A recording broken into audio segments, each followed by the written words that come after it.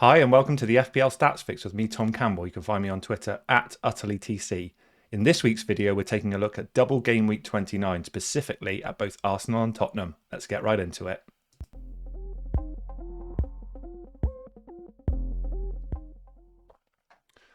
Hi everyone, and welcome to the FPL Stats Fix. I hope everyone is enjoying the double game week that is still ongoing. I'm recording this video on Tuesday, so I hope everyone's points have already been plentiful and you've still got lots of opportunities to get more in the remaining fixtures. But in this week's video, as I said at the beginning, we are going to be looking specifically at just two teams, so a little bit different from what we've done in the past.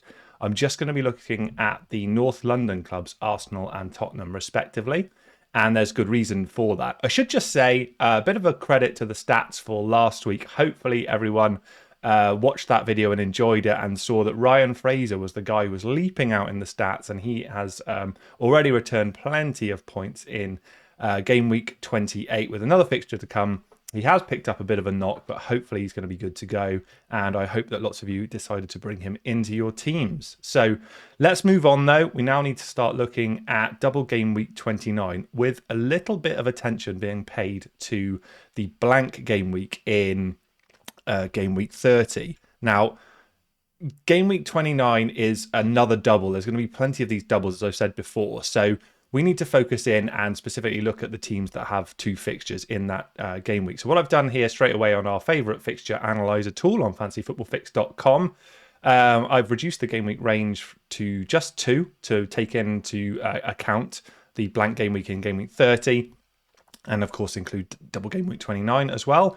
And you can see straight away that the top two teams there are the North London clubs, Arsenal and Spurs, respectively, and there's good reason for that. Both of them, as I said, have got a double in the upcoming double game week, and they both have fixtures and quite attractive fixtures as well in the blank game week 30. So Arsenal's double game week is a pair of home fixtures against Leicester and Liverpool, respectively, and Spurs have a pair of away fixtures against the absolutely insipid, rancid Man United away there, and away at Brighton as well. I'm using quite evocative language there against Man United because the way that they just phoned it in and completely laid down, had their bellies tickled against Manchester City was absolutely abhorrent, I thought. And I do wonder whether or not there's going to be similar scenes when they face Tottenham in double game week 29. So we shall see. So that is the focus of today's video, guys. We're going to take a look at those two teams. You can see here, if you are interested in looking at any of the other teams, these are the ones that Fix are suggesting have the strongest set of fixtures. But I'm going to focus in on these two teams and look at some specific players as we do that as well. So the first thing I like to do is to take a look at the team level stats, and that's specifically because I like looking at which team is performing defensively more sound. So if you're looking at bringing in defenders into your team, and yes, there is a standout, and you may have guessed who that is from the thumbnail, but we'll get into that in a moment or two. I want to understand which of the two teams are actually performing as a collective unit defensively better. So I've toggled across to the team level stats here. You can see I've toggled to teams where the default is player. And I've reduced the game week range here to look at relatively long lens, game week 23 through and including the game week that is still in progress at the moment. Opposition, I'm still going to look at everyone. And I've actually already set this to defending here. So the table that we're looking at the moment shows the defensive stats for these teams per game, always looking at per game, or typically looking at per game. And I've already filtered this, guys, on shots in the box conceded. I think that's a good predictive measure of how effective a team is defending. And you can see here that, because this video is only looking at these two teams, I'm really looking at the comparison between them. And you can see that shots in the box conceded, yes, Chelsea are defensively really strong, and that's been the case all season, really. But actually, Arsenal compare quite similarly to that. So they're averaging almost 6 shots in the box conceded per game over that period on average, which isn't completely dissimilar from Chelsea, who lead the way there. So relatively encouraging. But you do have to scroll down a fair bit here to see Tottenham, and they have, giving up far more opportunities in the box in terms of the average conceded there when we look at that that period. You can disregard the number of fixtures because it is an average I'm looking at here, guys. So that sort of suggests that actually defensively, Arsenal are the team that actually perform better. I know they've just conceded 2 to Watford, and it takes some doing to do that. But the nature of that game wasn't actually, the nature of the goals, I should say, was a little bit atypical. But having said that, they did concede. So they did concede 2. So from my perspective, that does suggest that as a collective, Arsenal are defending better.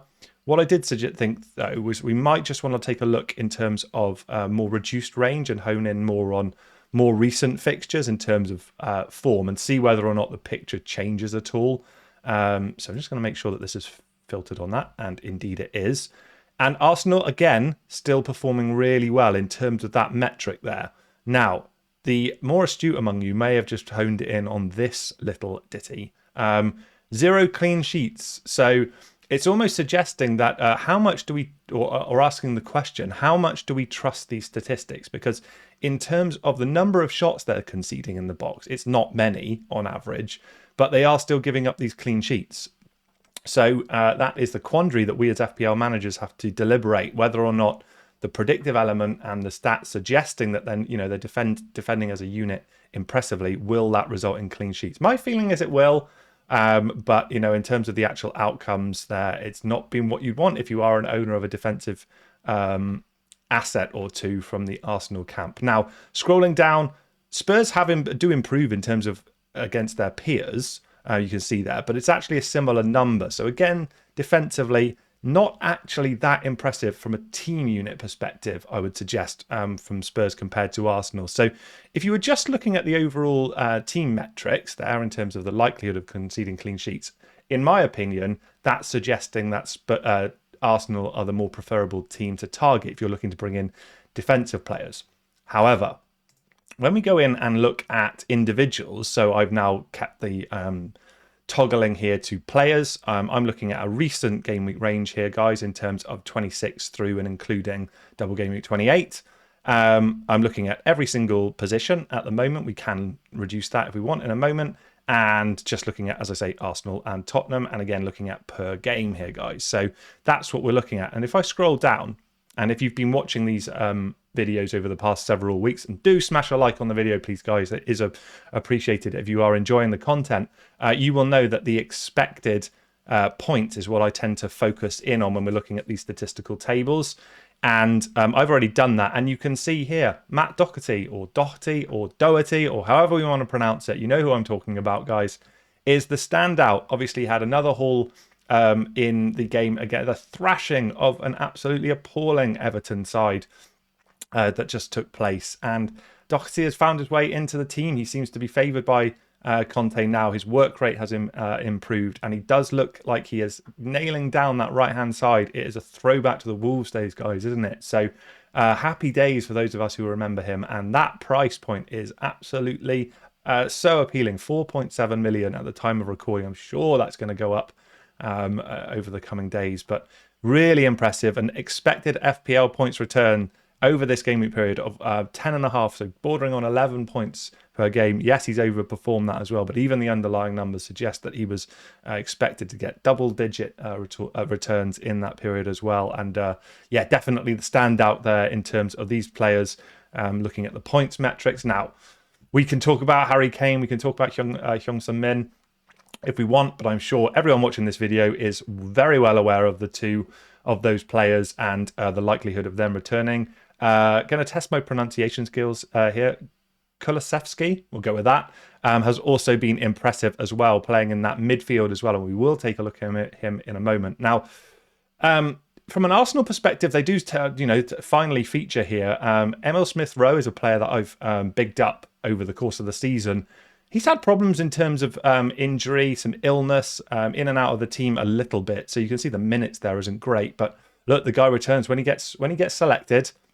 He does tend to return points. However, I think it's really problematic in terms of the reliability of selection for Emil Smith-Rowe with the way that Arsenal are playing and the sort of likes of Martinelli, Odegaard playing alongside with Lacazette leading that line. So statistically, yes, but in terms of the likelihood of minutes, you'd be worried there.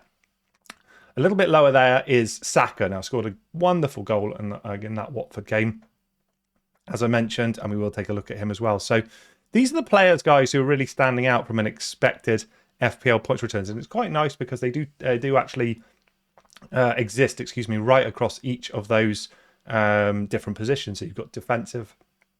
I'm just going to take a drink a moment. You've got your defensive players, Doherty, that I mentioned. Kane and Son, of course, as well. Kulusevski, Smith Rowe and Saka, they are, options in the defence, the midfield, and the attack as well. So lots of players here to consider. I will just scroll down a little bit, guys, if you do want to take a look at some of the other players. And, of course, if you want to go to fantasyfootballfix.com and look at any of these players in more detail, which is what I'm going to do in a moment, you can do that yourself. Do subscribe to the channel, guys. Do subscribe to the actual fantasyfootballfix.com website as well. There is a ton of stats that you can get your hands on there. Now, I'm going to look at some individual players here to show you how this all plays out individually. So what I've done here is Matt Doherty, as I mentioned, is the standout here. So I wanted to show some a little bit more detail, I guess, in terms of how he has actually been performing recently. So you've got an indication here using Fix's individual player dialog box. The ownership still, and this will go up, I am absolutely positive, and not just off the strength of this video, is still around that 1%. Live teams as well, it will be higher than that as the participants more engaged will be focusing on him. That price, as I've mentioned, is absolutely exceptional, 4.7 million.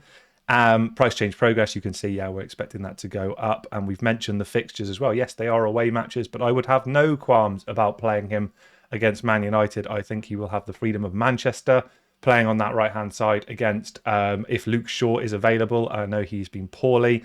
Alex Telles is not a particularly impressive defender either. So, lots of opportunities there. And we know that Brighton, good footballing side as well, but there should be opportunities to attack there as well if he does play both games. I know that they get through a lot of work rate under Antonio Conte, but you can see now this 90 minutes back-to-back, and look at those points returns, guys. 18 points in game week 27 and 14 against Everton as well. Absolutely superb returns there. The numbers are impressive in terms of the attacking metrics. So we mentioned Arsenal may be preferable from a team perspective in relation to the likelihood of conceding goals. But even if you accept that, and I don't think it's cut and dry, but even if you do accept that, these numbers are great as well. He's actually shooting. There's shots on target. There's attempted assists. It's absolutely very encouraging for Matt Doherty, as we mentioned, and the 90 minutes back-to-back is super encouraging as well. We just mentioned there. And of course, he does have that fixture in blank game week 30. The projected points, guys, fantasyfootballfix.com's algorithm will be updating based on the underlying performance and the recent returns, guys. So these will go up, and you might want to get ahead of that curve, I would suggest. So really encouraging for Matt Doherty. Hopefully I'm not butchering the pronunciation for anyone who knows it specifically, and I think we all know who I am talking about, but definitely a standout there, guys. So I also wanted to take a look at the midfield options, as I mentioned. So Kulusevski at 6.1 million is a really attractive price. Now, Jared Bowen at the moment is someone who we have a little bit of doubt over in terms of his fitness status. So West Ham play in the Europa League in midweek on Thursday, and we should get more information there as to whether or not the injury that he picked up in the away match at Anfield is at all significant. So if you are looking to move players out in and around that price point, then this could be somebody to consider as well. Now, the minutes have been absolutely fine. Like, there was a substitution in the game against Leeds, but irrespective, he'd already picked up 8 points there. And you can see that actually the underlying numbers here, I mean, Leeds do give up plenty of opportunities, don't they, for all and sundry. So maybe not too much to read into there. But even against Everton last night, I'm recording this on Tuesday, shots and attempted assists are really encouraging as well. So in relation to Tottenham, these are the two players, guys, who the stats are suggesting to me are really exciting. Yes, Harry Kane and Heung-Sun Min as well are players, of course, that will be absolutely in focus, and quite rightly as well. But if you did want to look at other options, guys, look at these. The minutes are fine. The points are really consistent. The price point is absolutely fine. Yes, he's becoming more popular already. You can see that creeping up as well. But Dejan Kulusevski is someone who really should be interesting you as well, I think, if you're looking to augment that midfield. Now, speaking of the midfield as well, I did just want to mention as well Bukayo Saka. Now, this is a player who's been, I think, quite well lauded over the course of the whole season. And his form recently has actually been super encouraging after a period there where it was a little bit more frustrating for managers. So he's another player that operates at that kind of lower midpoint bracket, I suggest, at 6.5 million. We know that they've got this double game week upcoming and 2 home games as well. So definitely someone who I would be interested in. And whether or not you'd be able to shoehorn him into the team as well as Kulusevski, that could be an option as well. You can see he's far more popular here. The ownership for Saka is starting to get to that place where actually it would impact players in the upper echelons if he does do well. So definitely somebody to consider there if you are looking at the Arsenal contingent of players. You can see he's very secure of selection in terms of how Arteta sees him operating, totally understandably. You can see recently he's had double-digit returns in each of the last 2 game weeks. And the actual shot volume, that was the one that really stood out for me. I always think someone around averaging 4 shots per game is what you'd expect of a well-performing striker, in my view. So to have had 5, 6, and yes, only 1 in the previous game against Watford, albeit it did result in a goal, that's actually really encouraging. So actually having the license to break forward from midfield and take those shots. Shots on target are fine as well. Attempted assists. Definitely the attacking metrics supporting, including Bukayo Saka, are there, guys. So another player to consider carefully when you're considering your selections and your transfers for double game week 29 and being confident that he will feature in blank game week 30 as well. Just going to have a look at that upcoming fixture, which is, as we mentioned, the away match against Aston Villa. Again, not a fixture that you'd be particularly afraid of there either. So definitely someone to consider. Now, the last section of this quite specific video, guys, is to just do a quick comparison here using the player heat maps tool in terms of trying to understand and be confident as to how Matt Doherty has actually changed his game, I guess, in the most recent times. So what we've actually got here is on the left-hand side, I've got how he performed, I guess, in the beginning part of the season. So I've actually included up to and including game week 21, home and away matches. And then on the right-hand side, I'm looking at the more recent games. So the game week after that, so game week 22 through until and including the ongoing game week in 28. So we can scroll down here and you can see straight away, left-hand side here, this is just a hot mess, isn't it? I mean, so the attacking side is at the top side of the screen here. So you can see that he was operating primarily on the left by the looks of things. Yes, it was advanced, but, you know, no real kind of continuity there in terms of how he was performing. You wouldn't be particularly enthused by that. And the numbers here, yes, they're not actually that sort of bad, but this is a total for the whole season rather than average. So on the right-hand side here, when we're only looking from game week 22, and this is being recorded, as I say, during game week 28, you can see how this is more what you'd expect from those who know his game, right? Operating completely on that right-hand flank, up and down, you know, the energy needed to work in an Antonio Conte team as a fullback, wingback, call them what you will, is extraordinary. And he's been criticised loads for his recovery and what have you. But that seems to be improving, guys, and we'll take a look at that now. So, yes, it's a wide player, but you can actually see breaking into the box as well is something that's happening more and more here. So there's so much to recommend him. We've already gone through the stats as well, but actually just pictorially, we can see here, you know, very confident in terms of how he's actually performing. Numbers, he's already had more shots in that much reduced game week range than he had in the entirety of the season prior to that as well. And I'm just going to show you the average position here because I found this really interesting as well. That's just odd, right? He must have been so confused as to how he was operating in the first part of the season in like just a handful of minutes, admittedly. But this is where you'd expect to see him, right? Advanced and on the right-hand side. So we're confident now he's back in his favoured position. which is encouraging. Now, I've scrolled down here and I'm actually looking at the attacking comparison here, and the blue ones are the highlighted where he's effectively winning. And again, much reduced range, but actually this is more indicative of recent form. And you can see here, it's just a whitewash, right? He's just in terms of goals, XG, shots in the box, goal assists, etc.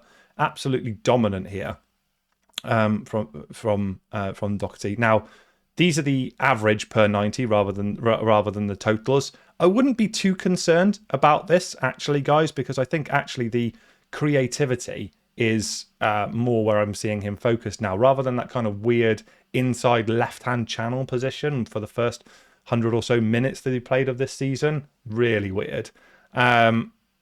Now I think this is more indicative of what you'd expect a right-hand defensive player to be. Goal assists, expected assists, it's all good, right? So 4.7 million. I'm just going to bring those touch maps up again. And again, these tools you can use on fantasyfootballfix.com.